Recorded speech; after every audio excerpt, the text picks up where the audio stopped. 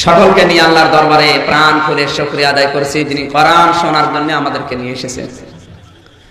এটা যদিও এটা স্কুলের মাঠ, সাময়িক কিছু সময়ের জন্য এটা জান্নাতের বাগান হয়ে গেছে। আর জান্নাতের ভেতরে কোনো জাহান্নামী মানুষ আসতে পারবে না, পারবে না, কারণ খালিদিনা ফিহা লা ইয়াবগুনা আনহা হিওয়ালা। জান্নাতে আল্লাহ যাদেরকে নিয়ে আসবেন তাদেরকে তো আর বের করে দেবেন না, আর তারা বের হতেও চাইবে না। সুতরাং কোন জাহান্নামী মানুষকে আল্লাহ কিন্তু জান্নাতে নিয়ে কথা বলছেন আসবেন। এই আয়াত অনুযায়ী আমরা এখানে বুঝতে পারলাম আমরা সবাই জান্নাতি। সুবহানাল্লাহ পর্যন্ত শেষ নাকি আর কিছু করা লাগবে না? জান্নাতে প্রবেশ করলে আর বের হওয়া লাগে না, আর বের করে আল্লাহ দেয়ও না, আর ওই লোকটা বের হতেও চাইবে না। এটাকে বানিয়ে বললাম আমি। তাবারি তাফসিরে তাবারির ভেতরে পেয়েছি হযরত ইদ্রিস আলাইহিস সালাম আল্লাহর জালিলুল কদর একজন নবী ছিলেন। আজরাইল ফেরেশতা একবার বলে রব্বুল আলামিন, তুমি যদি অনুমতি দাও আমি এই নবীর সাথে বন্ধুত্ব করব। তিনি আসলেন, অফার দিলেন আমি আপনার সাথে বন্ধুত্ব করতে চাই। হযরতে ইদ্রিস নবী বললেন না, আমি যার সাথে বন্ধুত্ব করি না, কারণ বন্ধুত্বের বিষয়টা এটা দুনিয়া না, এটা আখিরাতের সাথে সম্পর্কিত। আল মারু মা মান আহাব্বা, দুনিয়ায় যার সাথে যার মহব্বত থাকবে কিয়ামতে সে তার সাথেই থাকবে। সুতরাং আপনি এসেছেন আপনার সাথে মহব্বত করে, কিয়ামতে যদি আমি জান্নাত না পাই। সরাসরি ফেরেশতা আজরাইল এসেছে আর উনি রাজি না। আর আমাদের আজরাইল আসা লাগে না, শুধু এক প্যাকেট বিড়ি দিলে আমরা রাজি। কথা বোঝেন না, না বোঝার ভান করে আছেন? যদি বুঝে থাকেন তাহলে তো আর এরকম কাজ করবেন না, করবেন? শেখ ইমাম সাহেব নাকি দোয়া করছিল রব্বি হাবলি মিনাস সালিহিন। এক মুসল্লি বলছে হুজুর আজ 11 বছর আপনার পেছনে নামাজ পড়ি, একই দোয়া পড়েন, তো এই দোয়ার মানে কি?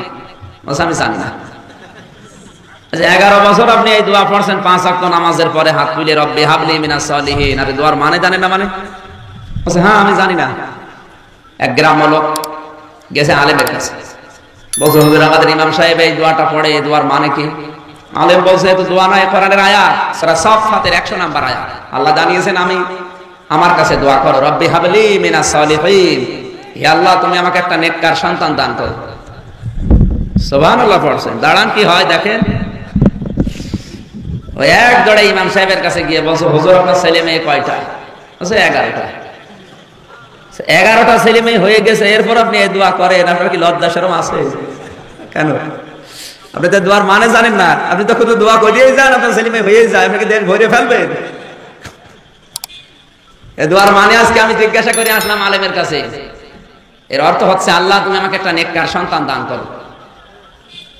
ইমাম সাহেব বলছে বাবাজি এই দোয়ার মানে আমি যদি আগে জানতাম তো 10 বছর আগে দোয়া বাদ দিতাম। আমি তো জানি না যে দোয়ার মানে, আমি পড়িয়েই যাই আল্লাহ দিয়েই যায়। আপনারা কি ওইরকম করছে? বুঝে যদি থাকেন এক প্যাকেট বিড়ি দিলে রাজি হয়ে যান কোনটা বলেন? অত সোজা? অনেক কঠিন বিষয় এটা। অনেকে মনে করে আমি তো ভালো মানুষ, আমার ব্যবসা হালাল, আমার বউ পর্দায় থাকে, আমি নামাজ পড়ি, রোজা রাখি, পাগড়ি মাথায় দেয়, আমারই আল্লাহ জাহান্নামে দেবে। দেবে কি দেখে দেবে? কে দেখে দেবে আপনি টের পাচ্ছেন না? বলবো আপনি আবার নিজের গায়ে নেবেন না তো? না মানে আপনি নিয়ে বসে আছেন। ফাআনজাইনাহু ওয়া আহলাহু ইল্লা মারাতাহু কানাত মিনাল গাবিরিন। সূরা আরাফ 8 নম্বর পারা 20 নম্বর পৃষ্ঠার 3 নম্বর লাইনের 83 নম্বর আয়াত। যারা আমাকে নিয়ে এসেছে ওনারা আসার সময় কানে কানে বলছিল হুজুর আপনি কোরআন হাদিস দিয়ে কথা বলবেন। আমি তো কোরআন হাদিস দিয়ে বলছি, আপনাকে শোনার মতো মানার মতো যোগ্যতা থাকা লাগবে। যদি কোরআনের কোনো বক্তব্য আপনার নেতার বিরুদ্ধে যায়, নেতা মানবেন না কোরআন মানবেন? যদি আপনার পীর সাহেবের বিরুদ্ধে যায়, পীর সাহেব মানবেন না কোরআন মানবেন? সুতরাং এটা খুব গুরুত্বপূর্ণ বিষয়। আল্লাহ তাআলা হযরতে লূত নবী আলাইহিস সালামের জামানায় 2 জন ফেরেশতাকে পাঠিয়ে দিলেন, যাও। 2 জন ফেরেশতা এসে বলে আল্লাহর নবী উম্মত যা আছে সব আপনি এখান থেকে চলে যান, আল্লাহর গজব আমরা মাগরিবের সময় এখানে নাযিল করব, কিন্তু সাবধান আপনার স্ত্রীকে নেবেন না। প্রশ্ন আসতে পারে নবীর স্ত্রীর চরিত্র কি খারাপ ছিল? বুঝে শুনে কথা বলেন। হযরত লূত নবীর স্ত্রীর চরিত্র খারাপ ছিল? তিনি চরিত্রহীনা ছিলেন? না, কোন নবীর স্ত্রীর চরিত্র দুনিয়ায় খারাপ ছিল না, তারা চরিত্রহীনাও ছিল না। কারণ কোন হারাম রক্তের ভেতরে আল্লাহ নবীদের রক্তকে মিশান নাই। নবীর স্ত্রীর চরিত্র খারাপ না, তিনি চরিত্রহীনাও ছিলেন না। এরপর আল্লাহ গজব দিয়ে স্ত্রীকে ধ্বংস করে জাহান্নামে দিয়ে দিলেন। কারণ কি? আমি যতগুলো তাফসীর বিশ্ববিদ্যালয়ে মিলিয়েছি, সব মুফাসসিরদের ব্যাপারে একই বক্তব্য দিয়েছেন। লোক নবীর স্ত্রীর খারাপ ছিল না, তার চরিত্র খারাপ ছিল না, সে চরিত্রহীনাও ছিল না। তাকে জাহান্নামে দেওয়ার একটাই কারণ, সে তলে তলে চরিত্রহীনদেরকে সাপোর্ট করত। সিরাজগঞ্জবাসী, আপনি হয়তো মনে করছেন আমি ভালো মানুষ, আমার ব্যবসা হালাল, আমার কর্মজীবন হালাল, আমি তো নামাজ পড়ি, রোজা রাখি, আমার দাড়ি আছে, জব্বা আছে, আমি 2 বেলা জিকির করি, আমার আল্লাহ জাহান্নামে দেবে। কি দেখে দেবে? কি দেখে দেবে? আপনি টের পাচ্ছেন? এখনো টের পাননি? নবীর স্ত্রী তাও জালিলুল কদর নবী, নিজে ভালো, চরিত্র ভালো, শুধু চরিত্রহীনদের সাপোর্ট করার কারণে যদি জাহান্নামে যায়, আমি আপনি তো অনেক দূরের মানুষ। একটু এই আয়াতটা নিজের সাথে মিলান তো, আপনার পজিশন কোন জায়গায় আছে। আপনার চরিত্র হয়তো ভালো, কিন্তু এমন মানুষকে আপনি সাপোর্ট করেন, এমন মানুষের সাথে আপনার সম্পর্ক, ভালোবাসা, বন্ধুত্ব, যার চরিত্র ভালো না। রাত 10টার পরে যার পা ঠিক মতো মাটিতে পড়ে না, তাল গাছ দেখলে ধাক্কা দিয়ে বলে মিয়া ভাই সাইড দে, আর কতক্ষণ দাঁড়াবো। এরকম কোন চরিত্রহীন মানুষ, যাদের চরিত্র বলতে কিচ্ছু নেই, এইরকম কোন মানুষকে আপনি সাপোর্ট করে জান্নাতের আশা করা, আর বিয়ে না করে সন্তান পাওয়ার আশা করা। বিয়ে না করলে কিয়ামতের আগেও সন্তান হবে? হ্যাঁ, এই এলাকায় মনে হয় হবে। এখানে এখান থেকে যদি আপনি শিক্ষা নিতে না পারেন, তাহলে এরকম মাহফিল প্রতিদিন দেবেন, আমিও প্রতিদিন আসবো, কোনো লাভ। এই মুহূর্তে সিদ্ধান্ত নেওয়া লাগবে, কোন চরিত্রহীন মানুষের পেছনে আমি আর নেই, কোন চরিত্রহীন মানুষের সাথে আমার কোন সম্পর্ক, বন্ধুত্ব আর থাকবে না। আর জোরে বলা লাগবে, রাজি আছি আমরা? আলহামদুলিল্লাহ। হযরত ইদ্রিস ডাক দিয়ে বললেন, আল্লাহর ফেরেশতা, সরাসরি তুমি অফার দিচ্ছ, আমি রাজি আছি, কিন্তু আমার শর্ত আছে একটা। আমার শর্তটা কি? কোন চরিত্রহীন, ফেরেশতারা কি চরিত্রহীন ছিলেন? আরো জোরে বলেন। তাও সরাসরি আজরাইল এসে অফার দিচ্ছে। শেষ পর্যায়ে বললেন, আমি রাজি আছি, কিন্তু আমাকে 3টা শর্ত আপনার মেনে নেওয়া লাগবে। 1 নাম্বার, আপনি মানুষের জান কবজ করে বেড়ান। আমি শুনেছি আল্লাহর বক্তব্য, ওয়াজাতে সাকরাতুল মাউতি বিল হক যালিকা মা কুনতা মিনহু তাহিদ। সূরা কফ 26 নম্বর পারা 18 নম্বর পৃষ্ঠা 3 নম্বর লাইনের 2 নম্বর উপর 19 নম্বর আয়াতে আছে। তাফসীর ফি জিলালিল কোরআন সাইয়্যিদ কুতুব রাহমাতুল্লাহ আলাইহি লিখেছেন, আল্লাহ তাআলা বলেন, পৃথিবীর সব কিছু মিথ্যা হতে পারে, কিন্তু মরণের যন্ত্রণা হক। এর ভেতরে কোনো 2 নাম্বারই নেই, আছে? আপনার যদি বিশ্বাস না হয়, আপনি মরে দেখেন, টের পাবেন। পৃথিবীর কেউ এই মরণের যন্ত্রণা থেকে রেহাই পায়নি, এমনকি আমাদের নবী, যিনি যার কাছে আজরাইল সরাসরি অনুমতি নিয়ে এসেছে, সেও রেহাই পায়নি। হযরত আজরাইল আলাইহিস সালাম নবীজির কাছে আসলেন, সালাম দিলেন, অনুমতি চাইলেন। নবীজি বললেন, আমি যদি অনুমতি না দেই, বলে আমাকে ফিরে যাওয়ার জন্য বলা হয়েছে। অথচ আল্লাহ রাব্বুল আলামিন আপনার দিদারের অপেক্ষা করছেন, ইন্তজার করছেন। বিশ্ব নবী আমার আল্লাহর কথা শোনার পরে ডাক দিলেন, আজরাইল, তোমার কাজ তুমি শুরু করো। ফেরেশতা আজরাইল বলে, আমি নবীর শুধু বুকের উপরে হাতটা দিয়েছি, তাও ডান হাত। নবীজি বলেন, আজরাইল, তাড়াতাড়ি হাত নামাও। কেন? কি দিলে? হাত দিয়েছি। বিশ্ব নবী বলেন, আজরাইল, মনে হচ্ছে উহুদ পাহাড় আমার বুকের উপরে দিয়ে রেখেছো। উহুদ পাহাড়টা 2.5 কিলোমিটার। এত বড় পাহাড় চাপা দিলে যেমন কষ্ট হয়, আজরাইলের হাতটা শুধু আসানের সাথে রেখেছে, এতটুকুই এই কষ্ট পাচ্ছে। তাও আমাদের মতো দুর্বল মানুষ না, 100টা আমির হামজার শক্তি এক জায়গায় করলে যা হবে, বিশ্বনবীর এক হাতে ওইরকম শক্তি ছিল। এত বড় পাওয়ারফুল শক্তিশালী মানুষ যদি বলে, আজরাইল, তাড়াতাড়ি হাত নামাও, তাও তো তিনি কষ্ট দিচ্ছেন না, শুধু হাতটা রেখেছেন। আমাদের তো কিছুই হবে না। হবে? কিচ্ছু হবে না। বলছে না, মরে দেখেন না হয় কি। হাসির খোরাকি দেওয়ার জন্য বলি নাই, আপনাকে চিন্তার খোরাকি দিলাম। মগজ যাদের আছে তারা যেন চিন্তা করে, আল্লাহ, আমি এখন কোন পজিশনে আছি, আমার যত গুনাহ, এই মুহূর্তে যদি আজরাইল চলে আসে, হাত রাখাও লাগবে না, শুধু আঙ্গুল দিলে আমার খুঁজে পাওয়া যাবে না। হযরত আজরাইল বললেন, ঠিক আছে, মরণের যন্ত্রণা তোমাকে দেখাবো, দাঁড়াও। জানটা কবজ করে নিলেন, আবার রূহ ঢুকিয়ে দিলেন। ডাক দিয়ে বলে কি মরণের যন্ত্রণা আপনি টের পেয়েছেন? বলে হ্যাঁ পেলাম। কেমন বুঝলেন? হযরত ইদ্রিস নবী বলে আজরাইল আমি তো শখ করে মৃত্যুবরণ করেছিলাম। কি করি বলেন? আমি শখ করে মৃত্যুবরণ করলাম। আমার তো মনে হচ্ছিল জিন্দা অবস্থায় চামড়া খুলে লবণ দিলে যেরকম হয় ওরকম লাগছিল।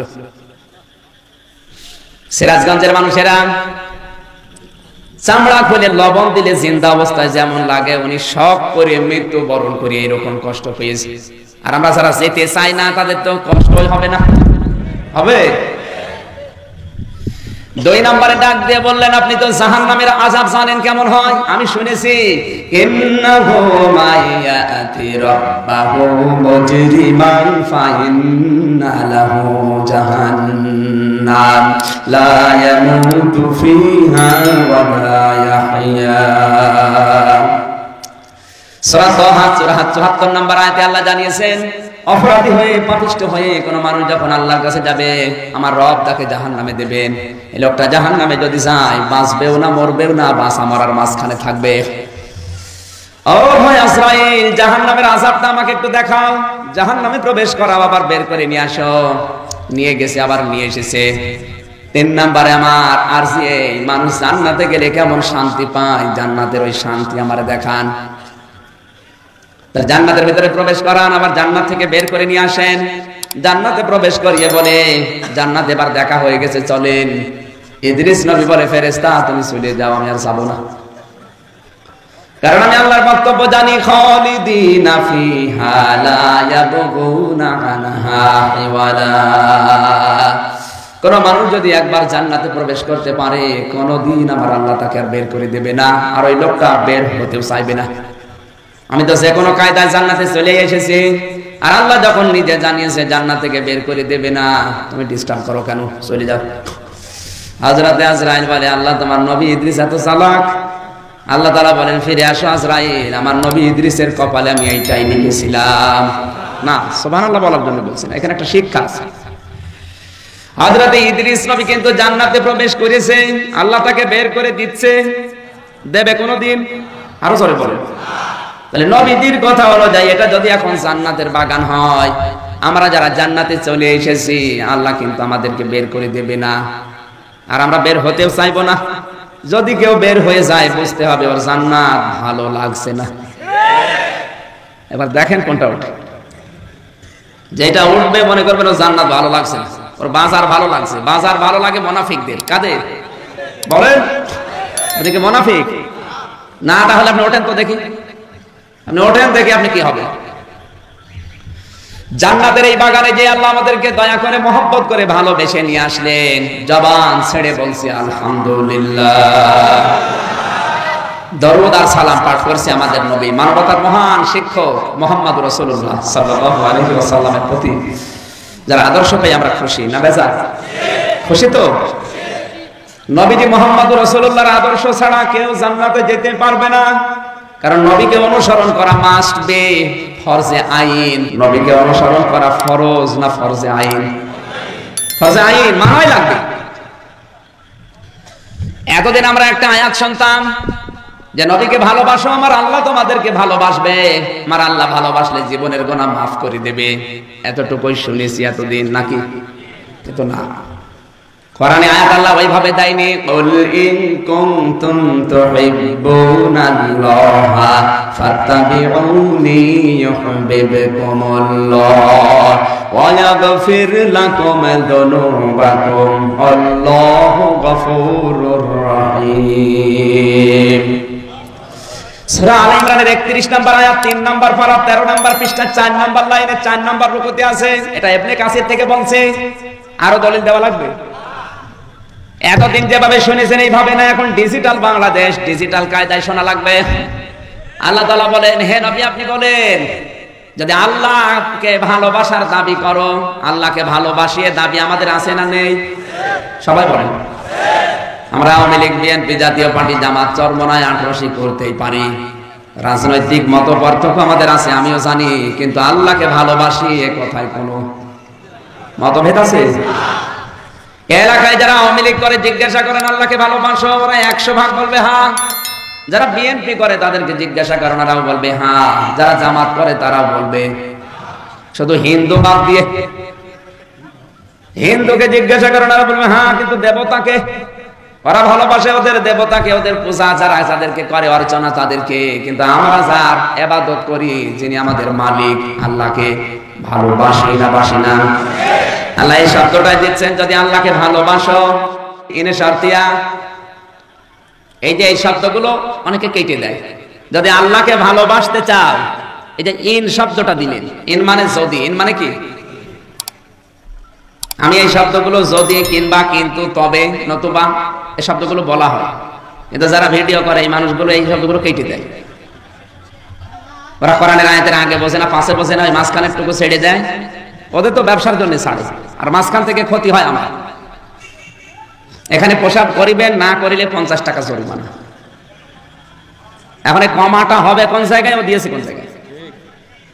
যে লোকটা পড়েছে ও কিন্তু ভুল পড়েনি, ভুল পড়েছে, কারণ আপনি কমা দিতে ভুল করেছেন। ও তো ঠিকই পড়েছে, এখানে প্রসাব করিবেন, কমা, না করিলে 50 টাকা জরিমানা। বলছে টাকা দেবো, আগে করি, প্রসাব করেই ধরা খেয়েছে।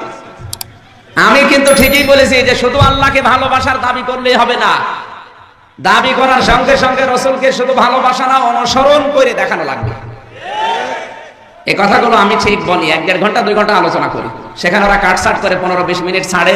এই যে যদি, তবে, কিন্তু, নতুবা এগুলো বাদ দিয়ে দেয়, শেষে অর্থ পাল্টিয়ে যায়। সাধারণ মানুষ ইন্টারনেটে ওয়াজ শুনে আমার পথ ভুল বলছে যে উনি রাসূল বিরোধী। আমি কি রাসূল বিরোধী? সারাটা জীবন রাসূলের আদর্শ প্রচার করে বেড়াচ্ছে, আর আমি রাসূল বিরোধী হয়ে গেলাম? এগুলো করে মিডিয়ালারা, এই জন্য আমি ভিডিও করতে দিতে চাই না। তাছাড়া তো ওদের তো ভিডিও করতে দেবো না কেন? আমার কি বাবার সম্পদ? আপনি করেন, ইসলামের প্রচার আরো ভালো হবে। এরা না আসলে করবে কিনা? কিন্তু কিছু আনকালচার মানুষ আছে মিডিয়ায়, তারা বোঝে না। ওই মানুষগুলোর জন্যই তো সমস্যা হয়। বিভিন্ন জায়গা থেকে এখন কল আসে, তুমি রাসূল বিরোধী, তাহলে এই শব্দ তুমি বললে কেন? আমি কি ওইটা আসলে বলেছি? এরপরে আমার ছবির সাথে পরিমণির ছবি, কিরণমালার ছবি, ভারতের বিভিন্ন নায়িকার ছবি মেরে আমির হামজার ডিজিটাল বউ ছেড়ে দিয়েছে। ময়নুল নামে কি বাড়ি, ওর ফরিদপুরে, আমার বাড়ি কুষ্টিয়ায়। আমি তো ভাই বোনের ভেতরে আমি একা, আমার কোনো ভাই নেই। আরো লিখে দিয়েছে আমির হামজার ছোট ভাই। সারা দুনিয়া থেকে এখন কল আসে, তোমার ছোট ভাই দেখলাম এই জায়গায় কথা বলেছে। আরে আমার ভাই নেই, ভাই পেলাম কোথায়? এই সমস্ত ভণ্ডামি গুলো এই মিডিয়া আলাদা করে। আমি ওরা জিজ্ঞাসা করলাম, বলছে না আমি করি না, এগুলো করেছে মিডিয়া আলাদা। ও ছোট মানুষ, মানে কেবল মনে হয় 9 না 10 পড়ে। ওই আমি ওই এলাকায় ফরিদপুরে মাদারীপুরে গেলে আমার সাথে আসে, এসে এক জায়গায় বসে ছবি তুলে ছেড়ে দেয়। মানুষ মনে করো ছোট ভাই, আর চেহারাটাও প্রায় আমার। আমার মা সেদিন আমার কল দিয়ে বলছে তোমার ভাই পেলে কোথায়? আর একটা কি মা পেয়েছে, কি বলবো বলে। আর যারা এগুলো প্রচার করছেন, আমি ভাই বোনের ভেতরে আমি একা। আমার একটা ছোট্ট বোন আছে, ওটা বিয়ে হয়েছে প্রশাসনের লোকের সাথে। আমার ভাই আর বোন আমি একাই, আমার কেউ নেই। এরকম উল্টা পাল্টা ভুল বুঝে আমার নামে আজে বাজে কথা ছড়াবেন না, আশা করছি। যারা ওগুলো ইন্টারনেটে দিয়েছে যাদেরকে বলে দিবা ওগুলো যেন ফেলে দেয়, না তো কিন্তু আমি মামলা দিয়ে দেবো। তোমাদের জন্য কত কথা শুনবো।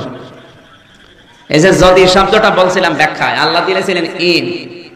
এখন যদি আমি এই নজরুল ভাইকে বলি আপনি যদি সিরাজগঞ্জে যান আপনার সাথে আমি যাব, উনি যদি না যায় আমার যাওয়ার দরকার আছে? আমি শর্ত দিয়েছিলাম কি বলেন তো, আপনি যদি যান, উনি যাচ্ছে না, আমি যাবো। আল্লাহ বলেন আল্লাহকে যদি ভালোবাসার দাবি করো, খুব ভালো করে শুনবেন, এখান থেকে নতুন তথ্য বের হবে। এতদিন যেভাবে শুনেছেন ওইভাবে না। যদি আল্লাহকে ভালোবাসার দাবি করো, ফাত্তাবিউনি, আমার রাসূলকে অনুসরণ করো। কি করো? আমার রাসূলকে ভালোবাসো। এই কথা এই জায়গায় আছে বলেন? হ্যাঁ, হাব্বুন আছে কোরআনে, কিন্তু সূরা তাওবায় আছে। সূরা তাওবার 34 নম্বর আয়াতে আছে, 23 নম্বর 24 নম্বর আয়াতে ওগুলোতে আছে, 22, 23, 24 ওই আয়াতগুলোতে আল্লাহ ভালোবাসার কথা জানিয়েছেন। আহাব্বা ইলাইকুম মিনাল্লাহি ওয়া রাসূলিহি, ওই জায়গায় আছে। কিন্তু এখানে তো আর হাব্বুন না, এখানে আছে তাবউন। আপনাকে শব্দ বোঝা লাগবে আগে। তাবাইন, 3টি অক্ষরের সমন্বয়ে এই শব্দটা গঠিত। যদি আল্লাহকে ভালোবাসার দাবি করো, রাসূলকে অনুসরণ করো। এখন কি অনুসরণ আংশিক না পূর্ণাঙ্গ? আরো জোরে বলা লাগবে। যাদের মগজ আছে তারা ভালো করে বোঝেন, এই আংশিক অনুসরণ আল্লাহ করার জন্য বলেন নাই, আল্লাহ বলেছেন পূর্ণাঙ্গ অনুসরণ করতে। আর পূর্ণাঙ্গ অনুসরণ যখন আপনার জীবনে আল্লাহ দেখতে পাবে, তখন আল্লাহ বলেন ইউহিব্বুকুমুল্লাহ, আমি আল্লাহ নিজেই তোমাকে ভালোবাসবো। আমি তোমাকে ভালোবেসেছি কথা কিন্তু এখানে নেই, তাহলে মাঝে দিত অতীতের শব্দ পাওয়া যেত, দিয়েছে ইউহিব মজারে, বর্তমান ভবিষ্যৎ প্রেজেন্ট ফিউচার। তাহলে কি বুঝলাম এখান থেকে? আপনি যদি আল্লাহর ভালোবাসা পেতে চান, রাসূলকে অনুসরণ করা লাগবে। অনুসরণ আংশিক না পূর্ণাঙ্গ? আর পূর্ণাঙ্গ অনুসরণ যখন আল্লাহ দেখবে যে আপনি করছেন, তখন আল্লাহ আপনাকে ভালোবাসা আরম্ভ করবে। আর আল্লাহ যদি আপনাকে ভালোবাসে, দুইটা জিনিস দেবে, ওয়াগফির লাকুম যুনুবাকুম, জাম্বন এক বছর, যুনুব বহু বছর। আপনার জীবনের আর কোনো অপরাধ আল্লাহ রাখবে না, সব অপরাধগুলো রাসূলের অনুসরণ করার কারণে আল্লাহ মাফ করে দেবে। সুবহানাল্লাহ তো বললেন, কিন্তু আমার তো এখন সুবহানাল্লাহ বের হচ্ছে না, কারণ এখানে শর্ত দিয়েছেন আল্লাহ, যদি আল্লাহকে ভালোবাসার দাবি করো, রাসূলকে অনুসরণ করো, আংশিক না পূর্ণাঙ্গ। আমি হয়তো দাড়ি দিয়ে, জব্বা দিয়ে, পাগড়ি দিয়ে, দুই বেলা জিকির দিয়ে, খাবারের পরে মিষ্টি খাওয়া দিয়ে, দস্তরখানা বিছিয়ে ভাত খাওয়া দিয়ে, এগুলো দিয়ে রাসূলের অনুসরণ আমি করছি। কিন্তু আল্লাহর নবীর জীবন কি এই কয়টাই শেষ?